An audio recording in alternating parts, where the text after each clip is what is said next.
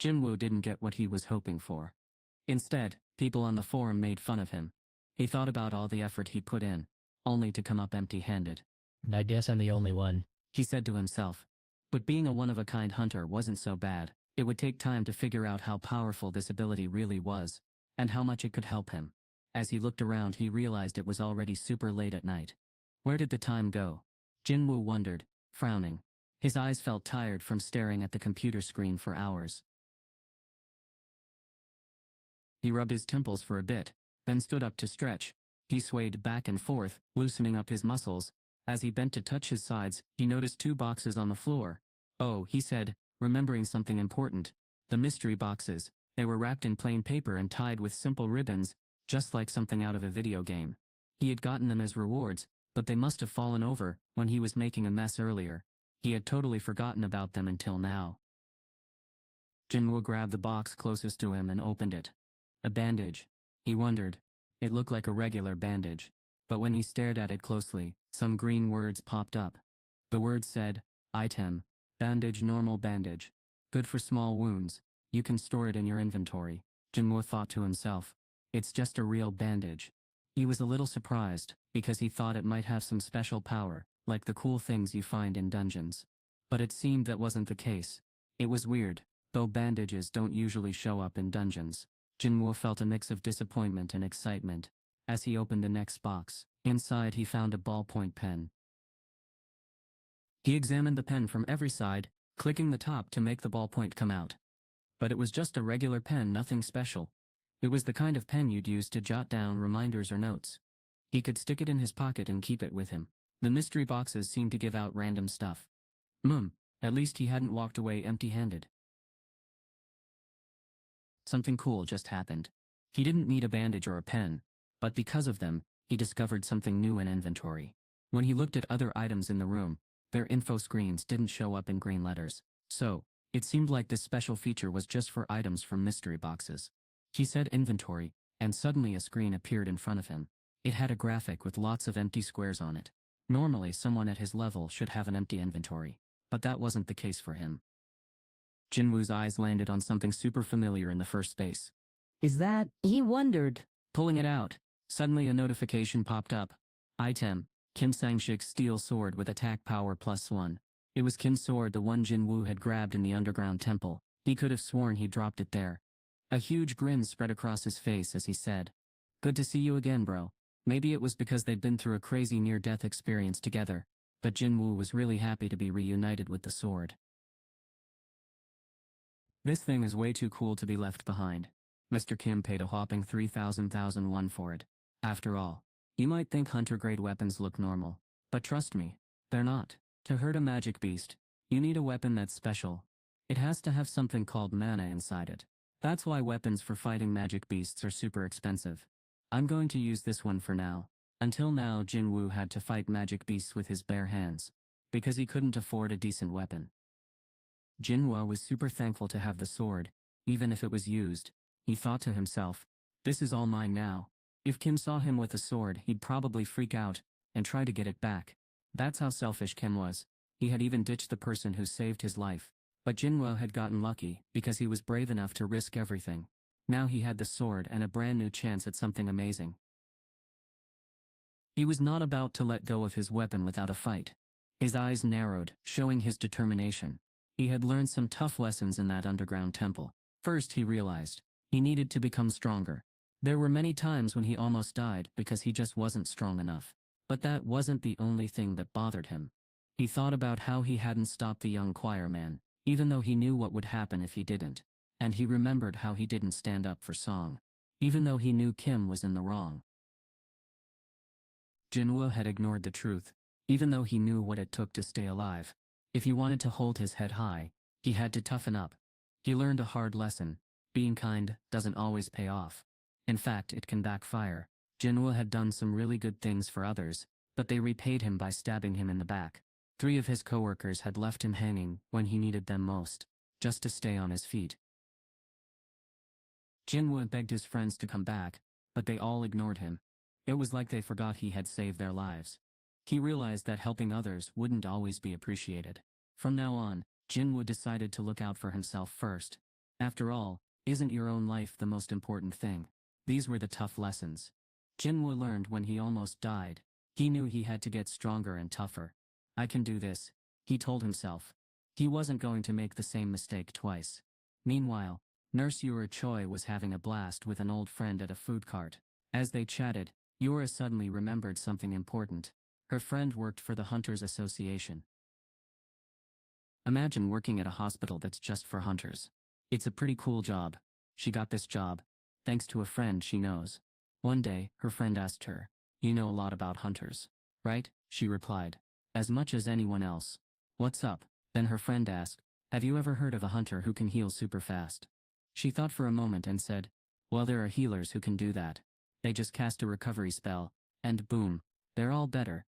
But her friend said, "No, that's not what I mean. I don't mean using magic on purpose," she said. "I mean without even realizing it." Her friend raised an eyebrow. "You mean like when they're not awake?" she asked. "Like when they're passed out, or sleeping?" Her friend shook her head. "No way. That's not possible. That's called regeneration, and only certain powerful magic beasts can do it." "But what about people?" she asked. "No. I've never heard of a hunter who can heal like that." Her friend replied. She looked unsure, wondering if she had just imagined the whole thing, but then her friend added, "Although it's possible that an S-rank hunter might be able to do something like that." Her eyes lit up at the idea. "What's an S-rank hunter?" "They're like superheroes, but not much is known about them. There's a rumor that Yunho Baek from the White Tiger Guild can turn into a monster. But Jin-Woo Sung is just an E-rank hunter. Anyone can look up hunters' ranks online." Yura was curious about Jin-Woo after what happened this morning, so she searched for him online. She thought to herself his rank is too low to have any special abilities. Then she remembered something, a reawakening. She had heard someone talking about it near his hospital room yesterday or the day before. Did Jin-Woo become a powerful hunter after his reawakening? It's not easy to meet an S-rank hunter, let alone be friends with one. They're like celebrities in the hunting world. These people were super rare and always on the go. What were the odds that she'd get to treat someone as amazing as him? He was a hunter who had just made a huge leap from B rank to sauce rank. The thing is, nobody knows how awesome he is yet. If she could impress him now, it might pay off big time later on. Befriending a top-notch hunter known as an S-rank hunter was a tough task. Some people even tried to pay huge amounts of money just to meet one, but they still got rejected. Yura's smile grew wider as she let her mind wander. "Hey, what's going on? Why are you smiling like that?" someone asked her. Yura shook her head, trying to brush it off. "Nothing," she said, but she couldn't hide her grin. Meanwhile, in a hospital hallway, two young nurses were checking out a patient. "Wow, look at him," one of them whispered. "Has he always looked that cute?" The other nurse asked. Giggling, they were talking about Jin-Woo, who was lying in his hospital bed, looking pretty handsome. Jin-Woo ignored the voices and headed back to his room. It had been a week since he started taking on daily quests, and a lot was different now, including his body. He walked over to the mirror in the corner of his room and stood in front of it. Ahem. Jin-Woo checked himself out from head to toe in the full-length mirror. Jin-Woo stood there too shy to take a good look at himself. He hesitated for a bit before sneaking a peek. And yeah, just like he thought, he looked different. His body was actually changing. He was getting bigger and stronger. The biggest difference was his muscles. They were more defined now, making him look leaner and more toned. Jin-Woo's body had changed in an amazing way. His shoulders were broader, making him look bigger and more powerful. But he didn't look too bulky, just really fit. He had muscles in all the right places, and if someone had to describe him in one word, they might say ripped. Even Jin-Woo thought he looked great, which is probably why the nurses agreed. It seemed like all these quests were paying off. Jin-Woo pulled up his stat screen, and a ping sound filled the air. Here's what it said. Jin-Woo Sung, no job 100 health points. No fatigue level 1. No title 10 magic points. His stats looked like this: strength, 31 stamina, 10 agility, 10 intelligence, 10 perception, 10 he had no ability points available. As for skills, Jin-Woo had a few. One passive skill that was a mystery, but it was already at the maximum level. He also had willpower at level 1. His one active skill was dash, which was at level 1. What really stood out was his strength. It was already over 30. He had no idea if boosting his other skills would pay off. So for now, he focused on making himself super strong. That way, he'd have a better chance of taking down those magic beasts. But something weird was going on. His body couldn't have changed this much in just a couple of days from exercising alone. There had to be another reason behind it. As he got stronger, his muscles started to change too. It was like they were adjusting to help him get the best results possible. He couldn't think of any other reason why this was happening. At first he was a bit worried that he had only focused on building his strength, but now he's really happy with how it's turned out. His worries are gone. However, he thinks he might be getting too much attention. The nurses can't stop talking about Jin-Woo and all the amazing things he's doing. They just won't quit discussing him. Jin-Woo's job meant he had to know a lot about the human body, so it didn't take him long to notice something was off. His super sharp hearing also helped him pick up on the change. Time to get out of here, he thought. All these people staring at him was getting weird. Jin-Woo felt like he was carrying a heavy weight with all this attention. He really wanted to keep a low profile and avoid anyone else discovering his secret to the system. No need to cause a scene for no reason. He just wanted to quietly improve his skills without anyone noticing. Getting out of there shouldn't be a problem. Thankfully all his test results were normal, so he could leave whenever he wanted. The association and the hospital even seemed eager for him to go. They probably didn't want to waste their money on an E-rank hunter like him. Imagine being a top-notch hunter with the government covering all your medical expenses. But Jin-Woo's life wasn't that easy. He knew it was time to leave the hospital and get back to his own world. Besides, he had something important to check on. As he searched his pockets, he muttered to himself, "Now, where did I put it?" His fingers rummaged through his clothes until they closed around something small. Jin-Woo pulled out a shiny gold key, and it sparkled in his hand. Jin-Woo stared at a small object with a simple design. It looked like something you'd find on a charm bracelet. He studied it for a long time before slipping it back into his pocket. Just as he was finishing up some paperwork to leave the hospital, a young nurse rushed up to him, out of breath. "Huff, huff. Are you leaving, Jin-Woo?" she asked. Jin-Woo looked up, surprised. "What? Oh, yes. The nurse Yura Cho was in charge of taking care of him." She looked really down when he said he was leaving. He couldn't figure out why she was so upset. Had he done something wrong? He thought about it, but nothing came to mind. She paused for a second before pulling out a small notebook. "Can I get your phone number?" she asked. "My phone number," he repeated, curious. "Yeah. If that's okay with you," she added. Maybe they just wanted to send him some more test results or something. Jin-Woo took the notepad from Yura, but that was all she had. Her face turned bright red as he looked at her with confusion. "What's wrong?" he asked. Yura stuttered. I don't have a pen," Jin-Woo said. "Oh, just a minute, please." She had been in such a rush that she forgot to bring one. Yura looked around frantically, feeling really flustered. Then a thought hit her. All she needed was a pen. Right? The next thing she knew, Jin-Woo was magically holding a pen. He suddenly felt something in his hand. It was the ballpoint pen he had stored away. Anything he put away could be pulled back out with just a thought. This special storage space was super handy. He checked to make sure it was really the pen, then called out to Yura. "Hey, I already had a pen." "Really?" Yura replied. She let out a huge sigh and placed her hand on her chest. Feeling super relieved, Jin-Woo was grinning as he scribbled down his phone number. This kind of thing always seemed to happen to him. Whenever he got something from a mystery box, he'd end up needing it just a little while later, like the time it rained the day after he got a raincoat. What a coincidence. Or when he received a glass cup, the day before the water cooler at school ran out of paper cups. It was pretty cool how things worked out like that. Jin-Woo had gotten some pretty useless items like a bandage, but most of the things he got were actually helpful. Yura's face lit up as she took her notepad back from Jin-Woo. She bowed her head and said, "I'm looking forward to it." Jin-Woo replied, "Oh, me too." Then Yura quickly ran off. Jin-Woo watched her go, tilting his head in confusion. What was she looking forward to? He didn't know, but it was great to see that she was not only cute, but also super polite. Feeling happy and relieved, Jin-Woo left the hospital with a bounce in his step. His first stop was the Hunters Association headquarters in Guro-ga, Seoul. Jin-Woo needed a new smartphone, but it wasn't just any phone. It was a special one for hunters like him, and he had to ask the association directly for it. When he made his request, the employee checked the computer screen and said it'll take 2 weeks to get your new phone. Jin-Woo's eyes widened in surprise. 2 weeks? He asked, shocked. His old phone had been completely destroyed when he was running away from a huge statue that was chasing him. Jin-Woo was shocked to hear it would take 2 weeks to get a new phone. The store clerk said, if you need one right away, you can rent a temporary phone for 50,000 won. But Jin-Woo thought that was way too expensive. He didn't have a lot of money to spare. Plus he hardly ever got calls anyway. If someone really needed to reach him, like the association, they would just contact his house directly if they couldn't get him on the phone. So renting a phone seemed like a total waste of money. Jin-Woo just shook his head. Jin-Woo said, I'll just wait for the new one. The person helping him replied, understood.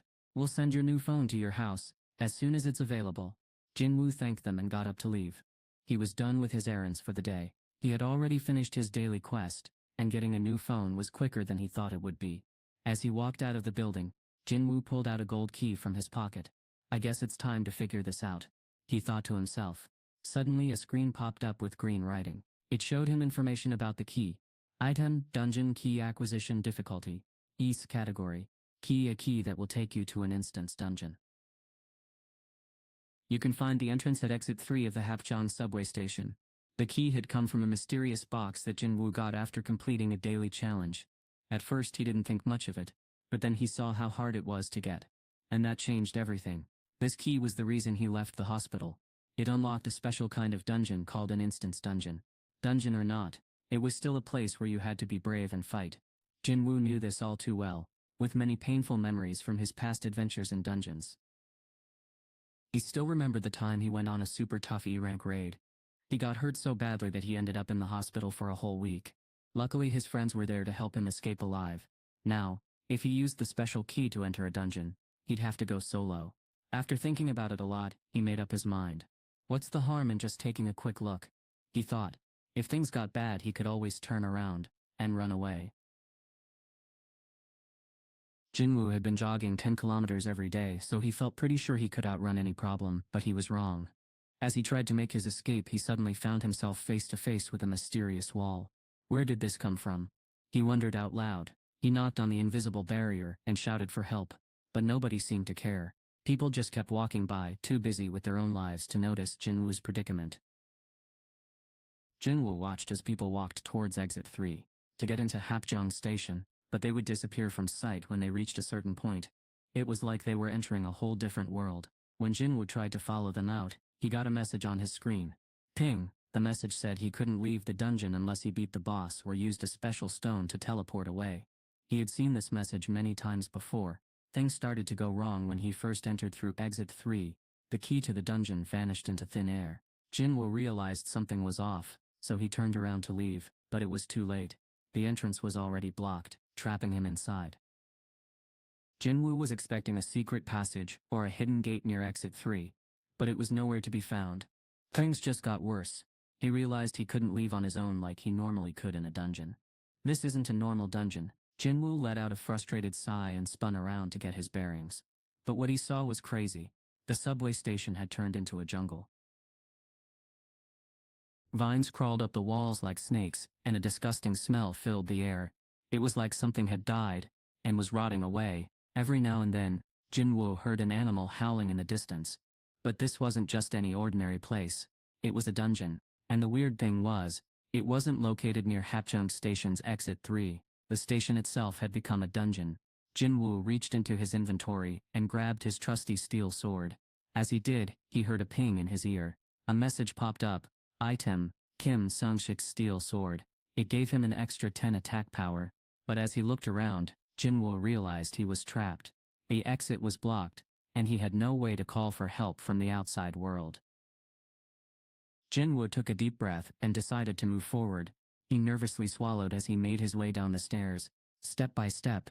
As he reached the bottom, he looked around quietly, trying not to make a sound. Everything seemed normal, but he still didn't feel right. He held his breath, scanning the area carefully, but nothing stood out. Even though it seemed safe, Jin-Woo knew he couldn't let his guard down. Some magic beasts, even the weaker ones, had tricks to hide themselves, so he needed to stay alert. Because their ranks were low, they had to sneak around to launch surprise attacks. As Jin-Woo walked through the station, he passed by the restrooms and entered an area filled with subway shops. But these stores looked old and abandoned, like buildings that had been left to rot. The dim fluorescent lights above made everything feel eerie. Some of the lights even flickered, like they were about to go out completely.